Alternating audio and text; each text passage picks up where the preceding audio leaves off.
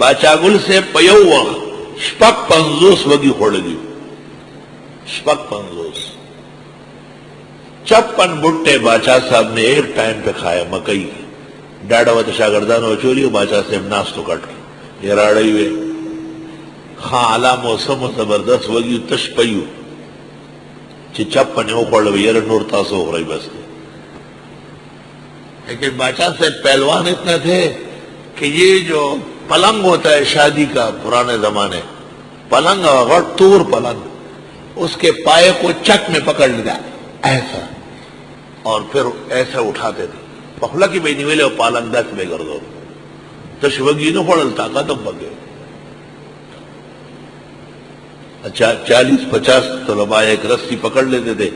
باچا صاحب بولتے لگا کابوش ہوئی آؤ جی باچا صاحب 10 سیکنڈ ٹول پہ رہو دو. اب یا باچا سے بھی آواز ہی نہیں ہوا میرا شاہ بھائی تاسو زور لگو 50 پہ تو طالبان و رفیع راکا خوازیدہ نا کم وار ہوگا. حضرت اقدس مولانا بادشاہ گل بخاری آل اللہ مقامہ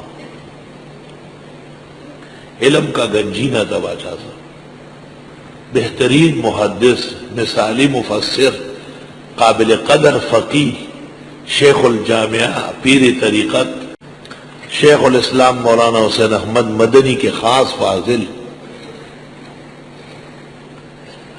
اور حضرت شیخ نے دور حدیث مکمل کرنے کے بعد دارالحدیث میں ختم بخاری کہہ دے.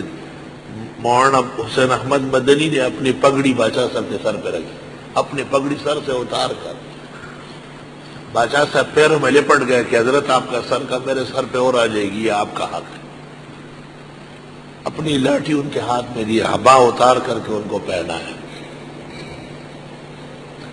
چنانچہ بخاری کے درس میں جب کہتے ہمارے استاد مولانا حسین احمد صاحب اوئے اوئے اوئے دیکھنے کا منظر ہوتا تھا باچا صاحب جیسے روتے تھے.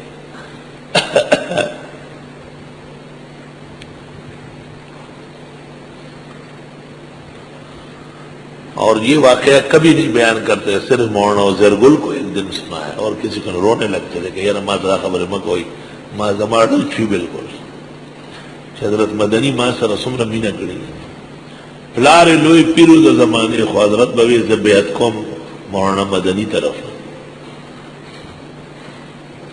چونکہ میرے ساتھ حضرت کا بیٹا گوہر جی زیر تعلیم رہا ہے تو حضرت باچا صاحب کی شفقت اور طوفت محبت کے پھل ہم نے بڑے قریب سے دیکھے، اس لیے مجھے زیادہ معلومات ہے. یا مجھ سے زیادہ پھر مولانا شردی شاہ اور اکوڑا ہٹک کے قاضی انوار الدین، یہ دونوں ان کے اولین شاگرد ہیں، خاص شاگرد.